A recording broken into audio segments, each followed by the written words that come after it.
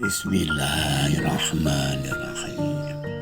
Assalamualaikum warahmatullahi wabarakatuh.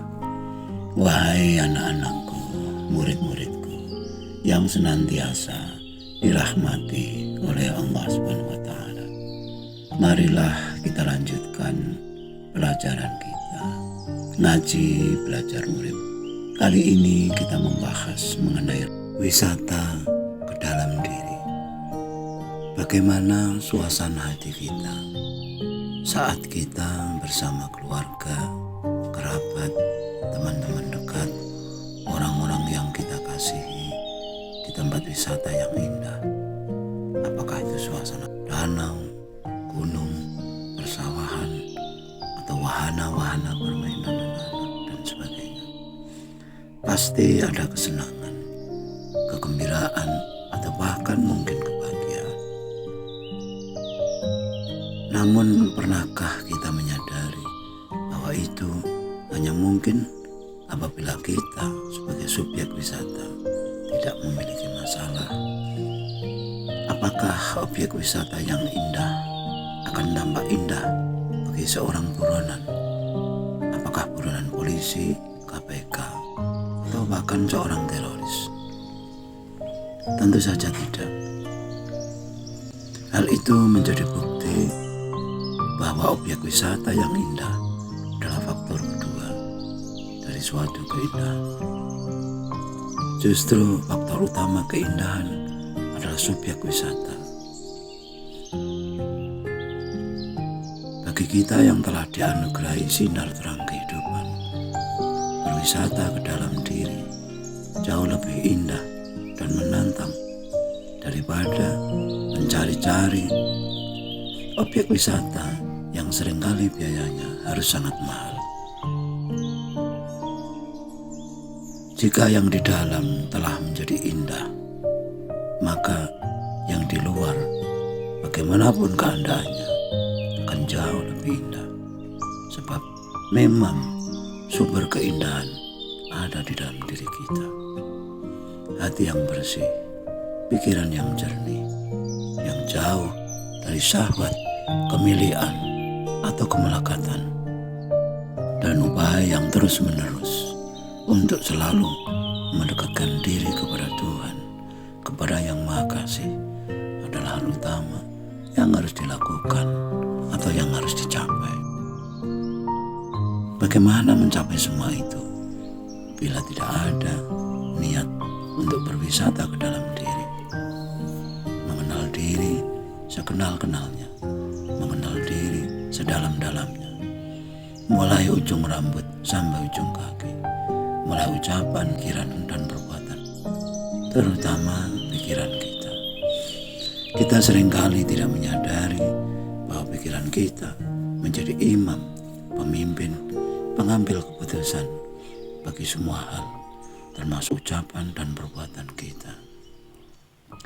Bila pikiran kita telah negatif pada seseorang, maka ucapan dan perbuatan kita pun akan menjadi negatif pula. Sulit bagi kita untuk berteman akrab dengan orang yang selalu meremehkan idola kita. Bukankah seseorang menjadi fanatik karena pikirannya sendiri, anggapannya sendiri? Orang-orang yang mengkafirkan pemeluk agama lain pasti punya anggapan bahwa mereka semua adalah ahli neraka. Dia sendiri tidak menyadari, belum tentu dia adalah ahli surga. Selama dia berpikir begitu, selama anggapannya begitu, maka hidup damai adalah suatu hal yang mustahil. Wahai anak-anakku, murid-muridku, oleh karena itu, marilah berwisata ke dalam diri, terutama alam pikiran kita. Sebelum kita mencapai objek wisata tertentu, kita harus pastikan arahnya tidak salah. Pulau Bali ada di sebelah timur Pulau Jawa, maka arah ke timur itulah arah yang benar. arah pemikiran kita harus benar untuk mencapai hidup yang damai dan bahagia. Apabila kita gagal, jatuh, sakit, menderita, lalu kita katakan penyebabnya adalah Tuhan. Semua kesalahan kita limpahkan kepadanya. Kapan kita akan hidup dengan tentram dan damai? Benarkah Tuhan yang Maha Kasih sampai hati melakukan semuanya itu? Bukankah jika akibat kita terima, penyebabnya adalah kita sendiri? Mungkinkah bila racun yang kita minum, orang lain yang keracunan? Selama kita tidak mau atau tidak mampu mengoreksi arah pemikiran kita, makin lama kita berjalan, makin jauh yang kita tempuh, makin salah pula hasilnya. Sekali lagi, penting untuk mengetahui arah pemikiran kita. Bila memang benar-benar salah, cepat-cepatlah untuk balik arah. Lalu apa tolak ukurnya bahwa pikiran kita arahnya salah? Janganlah mati sebelum berserah diri. Demikianlah Nabi Ibrahim selalu mewanti-wanti pada semua umat Islam, agar kita jangan sampai menjadi manusia yang gagal atau hidup kita sia-sia. Berserah diri kepada Tuhan adalah tujuan semua makhluk diciptakan. Bukankah alat yang kita punya diciptakan untuk berserah diri kepada kita? Bukankah hidup dan kehidupan itu diciptakan oleh Tuhan yang Maha Adil, Maha Mengetahui dan Maha Bijaksana? Lalu atas dasar apa kita berani menyalah-nyalahkan hasil karyanya?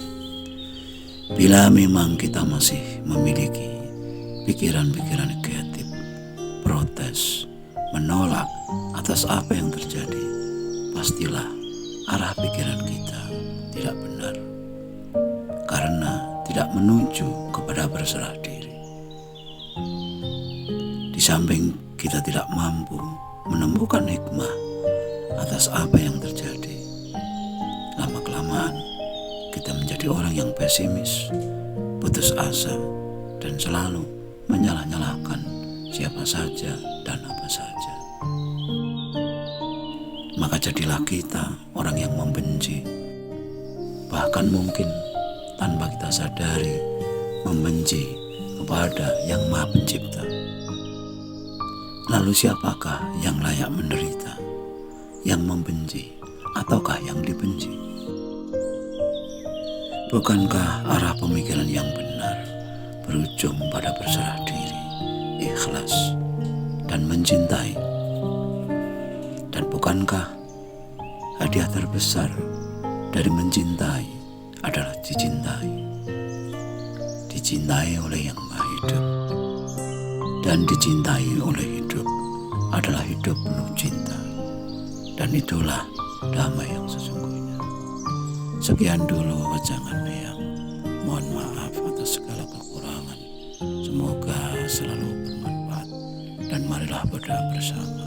Ya Allah, mudahkanlah jalan pengertian kami kepadamu. Amin, amin, amin ya Rabbal Alamin. Wassalamualaikum